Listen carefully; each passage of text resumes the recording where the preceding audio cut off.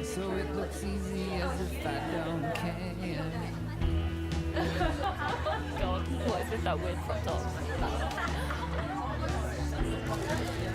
Beyond our homes, educational institutes are the primary spaces where we not only spend most of our time but also develop a basic understanding and critical thinking. However, these same institutions can be a very toxic and difficult spaces for individuals who do not identify as cis-gendered or heterosexual. Bullying, harassment, and exclusion of LGBTQIA+ individuals in educational institutions is a worldwide problem. There are several socio-political and cultural factors that aid this discrimination. In this video, we take a look at these factors and try to determine the ways in which healthy conversation around queer identities can take place. Prejudices rooted in cultural beliefs. The homonegativity and transnegativity faced by young adults in educational institutes is most often driven by stigma and prejudice. This is rooted in deep cultural beliefs about gender roles, masculinities, and femininities.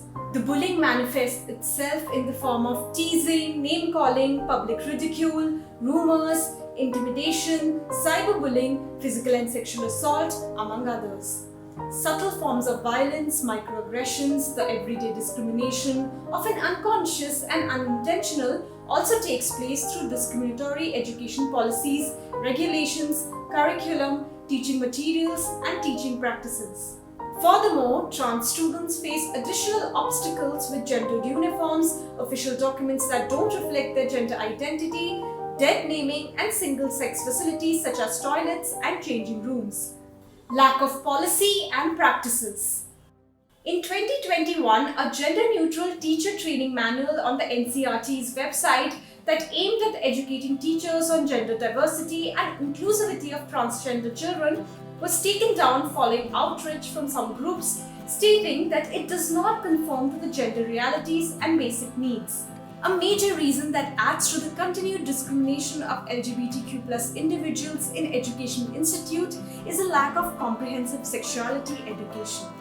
A lack of policies and practices that affirm and support LGBTQ+ persons and a failure to implement strategies results in students continuing to face bullying, exclusion, and discrimination in schools, putting them at risk and limiting their education. Very few countries have education sector policies that address homonegative and transnegative violence or have gender identity and sexual orientation in their curriculum.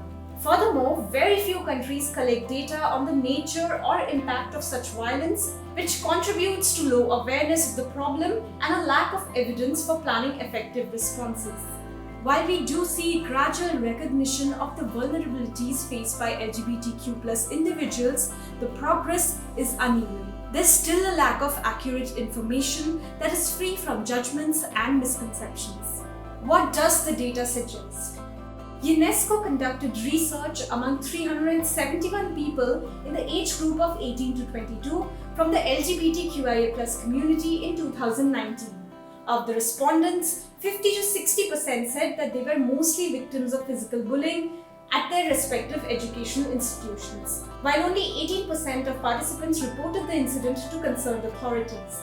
The report also found that as a result of this discrimination and bullying, 73% of the respondents had reduced social interaction with their peers, 70% suffered from anxiety and depression, 53% reported having skipped classes, and about 33.2% said that bullying played a key role in them discontinuing school.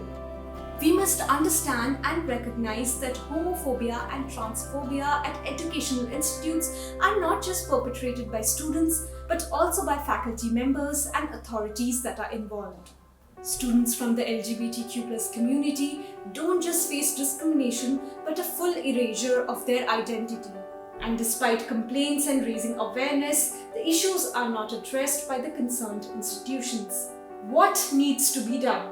The response to homonegative and transnegative violence and harassment in education setting also majorly reflects on the larger human rights situation in a country.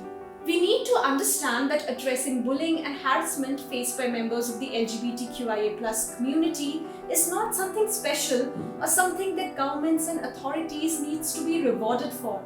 Hurtful and invalidating experiences occurring in a repeated manner over time can result in severe emotional trauma for the younger generation.